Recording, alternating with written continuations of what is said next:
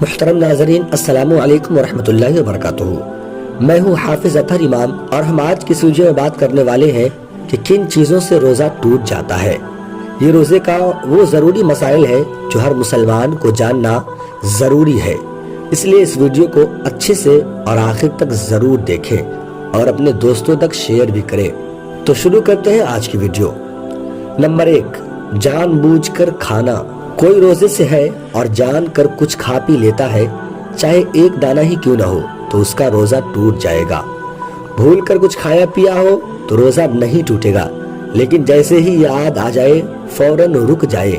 ایسا نہیں کہ کچھ کھا پی رہے ہیں بھول کر، پھر یاد آیا تو سوچا کہ تھوڑا سا اور کھا لوں، تو ایسے میں روزہ ٹوٹ جائے گا۔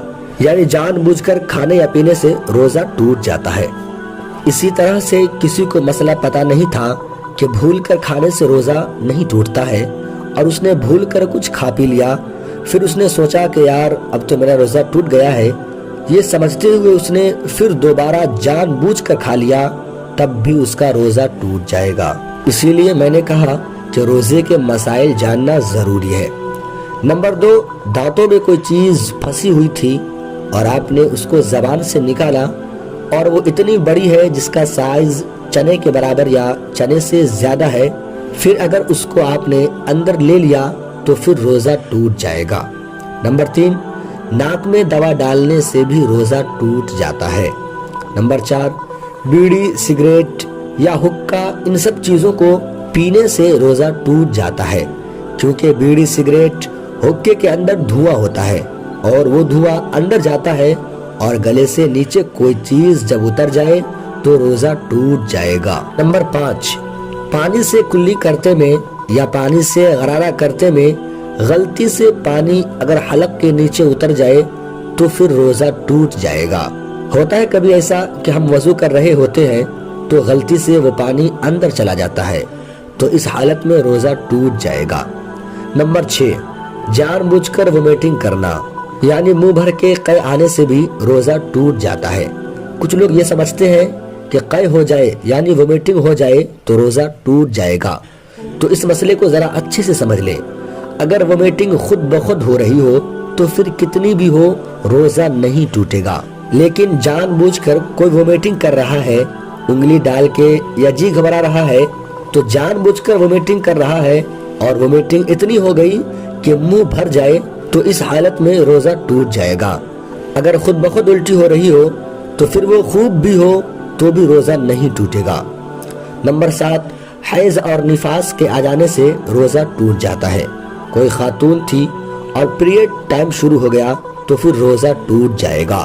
اسی طرح اگر کوئی خاتون روزے کی حالت میں تھی اور بچے کی پیدائش ہوئی تو روزہ ٹوٹ جائے گا، اور نفاس کے جو دن چلتے ہیں وہ ختم نہ ہو جائے تب تک وہ روزہ نہیں رکھ سکتی۔ نمبر 8، دوائی کا بھپارا لینے سے۔ زخام میں جو دوا کی بھاپ لی جاتی ہے تو اس حالت میں بھی روزہ ٹوٹ جائے گا۔ نمبر 9، روزے کی حالت میں دن میں بیوی سے ہم بستری کرنے سے بھی روزہ ٹوٹ جاتا ہے۔ روزے میں میاں بیوی کو ایک دوسرے سے دور رہنا چاہیے، بلا وجہ قریب نہیں آنا چاہیے۔ نمبر 10، اور اگر کسی نے مووی دیکھی اور منی نکل گئی تو روزہ ٹوٹ جائے گا، اور ایسے سوئے اور نیند کی حالت میں منی نکل جائے تو روزہ نہیں ٹوٹے گا۔ نمبر 11، کسی نے زبردستی سے کچھ کھلایا پلا دیا۔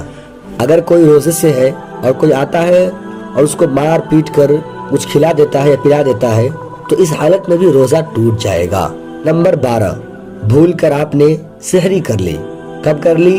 جب سحری کا ٹائم ختم ہو چکا تھا، لیکن آپ نے سمجھا کہ ابھی سحری کا ٹائم ختم نہیں ہوا ہے اور آپ نے سحری کر لی۔ 2-3 گھنٹے کے بعد آپ کو پتا چلا کہ ہم نے جو سحری کی ہے وہ اس وقت کی ہے جب سحری کا ٹائم ختم ہو گیا تھا، تو روزہ ٹوٹ جائے گا۔